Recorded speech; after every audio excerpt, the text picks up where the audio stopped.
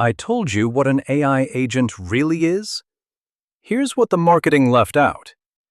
3 reasons the word gets stretched further than it should. Quick recap. An agent runs one loop. Plan a step, act on it, check the result, repeat. That loop is real. The one thing that actually separates an agent from a chatbot.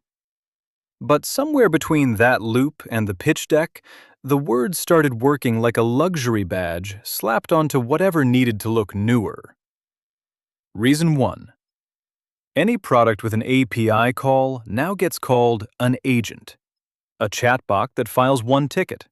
A macro that fills one form. None of that is new. It's automation with better branding. The label used to mean something specific.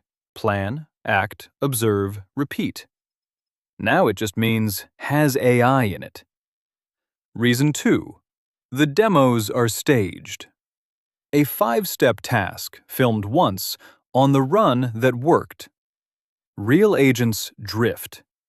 Give one 20 steps and it loses the thread, books the wrong date, emails the wrong person, keeps going anyway because nothing told it to stop. The demo shows you step 3. It never shows you step 15. Reason 3. Autonomous gets sold as unsupervised. It isn't. Every agent worth using still needs scoped permissions, limits on what it can touch, and a human checking anything involving money, contracts, or something hard to undo. Autonomous just means it needs less babysitting on the small stuff. It doesn't mean you can walk away. Read the fine print. If a tool needs no oversight at all, that's not agentic. That's a bug waiting to happen. So here's the quick test. Before you believe the word agent, ask 3 things. What is the loop actually doing? What happens after step 10, not step 3? And what could go wrong if nobody was watching? Real capability answers instantly. Marketing stalls or changes the subject.